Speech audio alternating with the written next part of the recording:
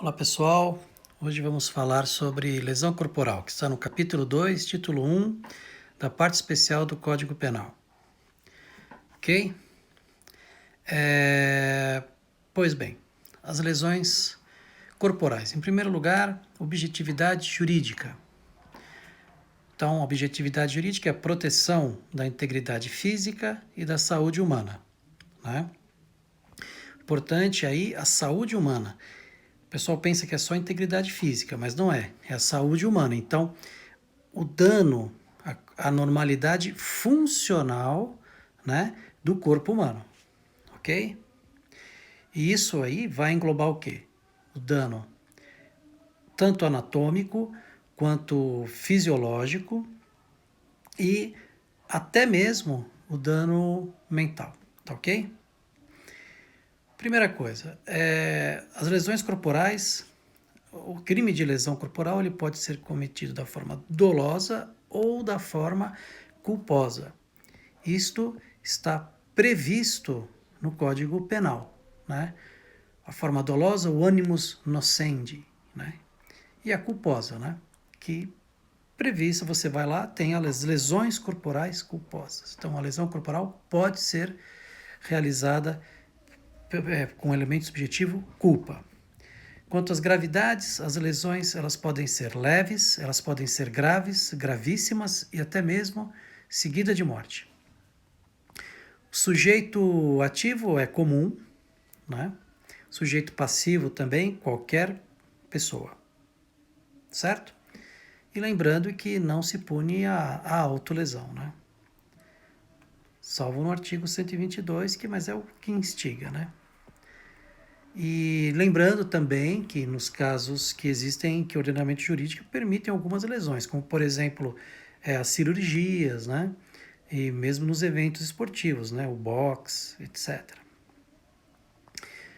Ok? Continuando, né? O crime de lesão corporal leve, que nós veremos o que é, a necessidade da representação criminal da vítima contra o autor para que se prossiga a ação penal, ok? Então, vou dar um exemplo. Tatuadores, por exemplo. Vai um adolescente, vai se tatuar, chega em casa, a mãe não gosta. Veja, tem que ter autorização legal, porque senão vai ser crime. Crime do quê? De lesão corporal leve. Né? Se a mãe representar, ele vai ter que responder um termo circunstanciado sobre isso. Tipo objetivo, ofender. Né? Ofender pode ser ferir, né? Pode ser machucar, lesionar, né? Isso é a lesão corporal, né? Acho que tem montes de sinônimos, né? Da questão do que é ferir, né? Mas basicamente ferir o que? A integridade física, anatômica ou até a saúde da pessoa. E isso vai ter que ser constatado por meio de um exame de corpo de delito realizado, né, pelo Instituto Médico Legal, né? Então, sempre que nós tivermos o crime de lesão corporal, o delegado de polícia ele vai requisitar, obviamente, um laudo, né? E o médico ele vai falar se teve uma luxação, se teve uma mutilação, né? Mesmo os fisiológicos, se teve vômito, então não ficou inconsciente. Nós vamos precisar de um laudo médico para entender bem o que é essa questão da lesão corporal, né? E tudo isso através sempre de um laudo médico, ok? Muito bem. Não se exige para a configuração da lesão corporal, para não estar no tipo penal, dor ou presença de sangue, entendeu? Não precisa que a pessoa sentir dor, não tem nada a ver. A lesão corporal, o médico ele vai atestar isso, ele vai dar um laudo falando, houve uma equimose, houve um hematoma, né? Ele vai atestar isso. Ofensa à integridade corporal? Sim, certo? Muito bem. O crime também ele pode ser praticado por violência tanto física, né? E também com uma violência moral. O dano à saúde, né? Você pode uma violência moral, você pode causar um dano à saúde da pessoa, né? A pessoa ficar com, né? É possível a tentativa e o crime, obviamente, vai se consumar com essa lesão, né? A integridade física da pessoa. Bom, vamos analisar agora os tipos de lesão corporal com relação à gravidade. Então, primeira coisa, o conceito de lesão leve, né? Ele vai ser dado por exclusão. Ou seja, nós temos que saber o que é uma lesão grave e o que é uma lesão gravíssima. Se não for nem grave nem gravíssima, vai ser uma lesão leve. Lesão grave. A lesão ela vai ser grave se resultar incapacidade para as ocupações habituais por mais de 30 dias. Perigo de vida. Debilidade permanente de membro, sentido ou função, ou ainda aceleração de parto. Habituais são essas ocupações do dia a dia, né? Então a pessoa não possa, o senhorzinho não pode mais jogar a biriba, né, na praça, né? Entendeu? Não está podendo mais. Por quê? Por causa da lesão que ele sofreu, né? Então a perícia vai lá e comprova. Você vai ter uma perícia, inclusive, complementar para isso, né? Dizendo, não, ele não pode. As ocupações habituais ele não pode mais. Infelizmente, ele ficou. Ele não pôde ter essas. Não pôde ir jogar a sua biriba, né? Então, as ocupações habituais, né? E na escola, né? Essa ocupação tem que ser legal, obviamente, né? O bandido falar que um bandido dá um tiro no outro, ele fala, eu não posso mais assaltar, né? Não é isso, né? Quer dizer, as ocupações habituais e ilícitas, né? Ilícitas. Muito, muito importante isso. O caso das meretrizes, né? Tá sendo discutido, muito discutido isso, se são essas ocupações habituais profissionais, mas tem uma corrente que diz que sim, né? Perigo de vida, né? É o perigo concreto à vida, real, comprovado, né? Pela perícia médica, né? Debilidade permanente de membro, sentido ou função. Aí é membro, sentido ou função. Não é a perda total, mas é uma diminuição da capacidade funcional, né? E em decorrência do quê? Da lesão corporal causada, né? Perda de dentes causada por um soco debilita a capacidade mastigatória dos alimentos. Mas ela é permanente? Não é. Não é. Então, pode ser uma lesão grave, né? Perda de um olho, perda de um dedo, né? Vai caracterizar a debilidade, né? Permanente, né? Aceleração do parto. Então, é a antecipação do parto em razão das lesões corporais, né? O agente, ele tem que ter, o autor, ele tem que ter ciência da gravidez, né? Da vítima, né? Porque é uma conduta culposa, né? Porque senão ele pode cair em outro tipo penal, né? Aborto, até homicídio. Serão as gravíssimas, né?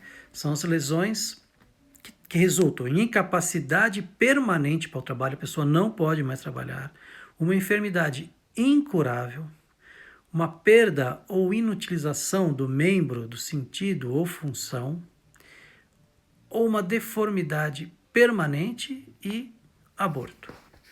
Então, uma incapacidade permanente para o trabalho é uma impossibilidade de trabalhar.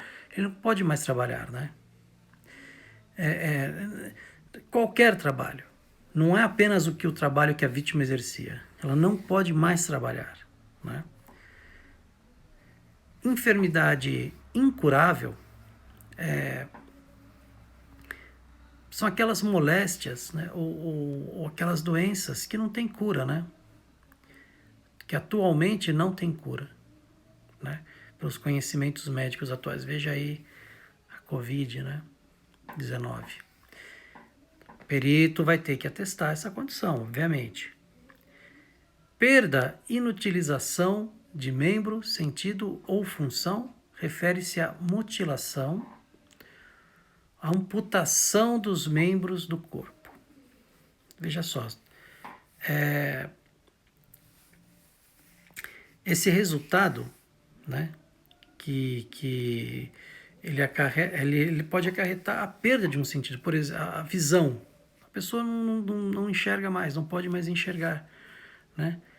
Ela não pode... Uma ablação dos órgãos genitais, por exemplo, também acabou a função, né? A função reprodutória. Prejuízo estético também, né? A coisa de jogar o ácido no rosto da vítima, né? Deforma permanentemente, né? Uma parte do corpo da vítima, né? As amputações, né? Por isso que eu falo, quando nós estudamos as amputações e cicatrizes, essa é uma lesão gravíssima, né? E a gente tem aquela instigação, indução, né? Mas isso é uma outra questão. E o aborto, né? Por fim. O resultado do aborto, no caso, ele é préterintencional, né? Porque senão o agente ele vai responder pelo crime de aborto, o óbvio, né? Um outro resultado também préterintencional é a morte, porque se ele quiser matar, ele vai responder por homicídio, né? Quer dizer, tudo uma questão do elemento subjetivo, né? O agente, nesse crime, ele deseja, ele age com o dolo de ferir ou ele age culposamente, né? E aí ele alcança o resultado da morte, mas ele não quis a morte, né? Muito bem. As justificativas do homicídio privilegiado também serão utilizadas aqui na lesão corporal, né? Na lesão corporal também, né? Aquelas que nós estudamos lá no homicídio. As majorantes aqui é condição da vítima criança, né? Ou pessoa idosa. Se a lesão for praticada contra a autoridade ou o agente descrito nos artigos 142 e 144 da Constituição, quer dizer, contra os policiais, né? Lato sensu, né? E basicamente isto, né? Estudo no exercício da função policial, né? Ou em decorrência dela, né? Ou ainda contra a esposa, ou companheiro, né? Ou algum parente consanguíneo até o 3º grau. Tudo isso porque a pessoa ela é policial, né? Ainda as lesões praticadas por milícias, né? A pretexto, né, dessa prestação de segurança ou por grupos de extermínio, né? Essas lesões também elas são majoradas. E no parágrafo 9º do artigo 129 está a disposição relativa à violência doméstica. Pois bem, esta ocorrerá se a lesão for praticada contra ascendente, contra descendente, contra irmão, contra cônjuge, contra companheiro ou com quem conviva, né? Ou com quem ela conviva, né? Ou ainda, se o autor ele prevalecer das relações domésticas, de coabitação ou de hospitalidade. É a tal da violência doméstica, né? Que hoje você tem você tem a questão da não representação, né? Não exige-se a representação. Virou uma ação penal pública incondicionada, né? E o objetivo, né, é proteger essas relações, não só as relações familiares, como também proteger, você tem a proteção própria da mulher, né? Mas principalmente o lar, né? O lar, né? Isso é fundamental. Então, esse artigo 129, né? O parágrafo 9º, né? Ele vai tratar dessa questão da violência doméstica, né? Importantíssima hoje, né? No cenário atual, né? Mas aqui nesse artigo, no artigo 129, nós vamos ter essas questões, né? De uma forma, como que eu vou dizer assim, de uma forma básica, né? As questões principais do crime de lesão corporal, né? Leia um texto e vamos tirar as dúvidas no chat, vamos conversar sobre isso e um grande abraço a todos e continue em casa, né? E conversamos mais, vamos nos aprofundando. Eu gostaria que vocês entrassem na biblioteca da FAEX e lessem alguns livros também ali, né? Eu sei que fica a questão do vídeo, ela não é, ela é básica, ela é inicial apenas, né? E é isso, pessoal. Um grande abraço a todos e sempre com muita fé e é isto, ok? Um abraço.